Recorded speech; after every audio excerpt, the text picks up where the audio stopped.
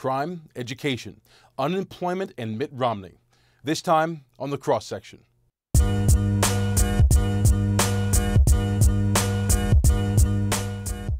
Recently, while speaking at the NAACP annual convention, Mitt Romney pointed out that the unemployment rate in black communities is 14.4%, compared to the national average of 8.2%.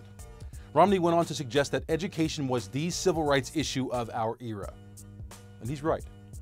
According to the Department of Education's National Center for Education Statistics, in 1980, the median income for a high school dropout was $28,600, compared to $46,900 for someone with at least a college degree.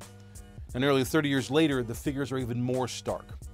There was a 27% decline for dropouts compared to a 7% increase for their college-educated counterparts, all adjusted for inflation.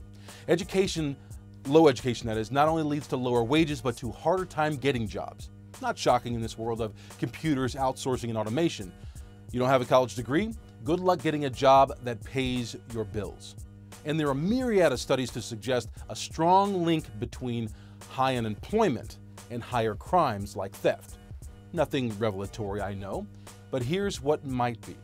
There's mounds of evidence to suggest there's a strong link between poor education and high crime rates. According to the Economic Opportunities Institute, that tracked 3 to 4-year-olds who were enrolled in Chicago's child parent centers for 15 years, children who didn't participate in this local government-funded preschool program were 70% more likely to be arrested for a violent crime by age of 18.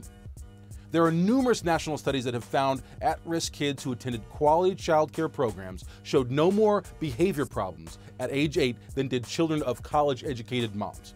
But those same kids who were at risk who got substandard child care had significantly larger or more behavior problems. A 2010 Department of Education report found high school dropouts make up disproportionately higher percentages of the nation's prison and death row inmates. And it's getting harder out there for criminals to get by anyway. The case in point.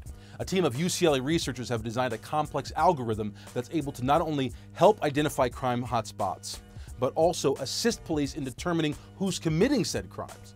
It's a new tool in predictive policing, and it ain't for dummies. It's higher education at its finest. So, what have we learned? Lower levels of education don't pay well, and more crime doesn't pay at all. So, stay in school. Which brings us back to education as the civil rights issue of our era. In April of this year, the same man who uttered those words, Mitt Romney, privately opined that he would, quote-unquote, shrink the Department of Education. It's clear that any position that doesn't redouble our education efforts is a net loss for the country, and it doesn't take a predictive algorithm to see that. This is the cross-section.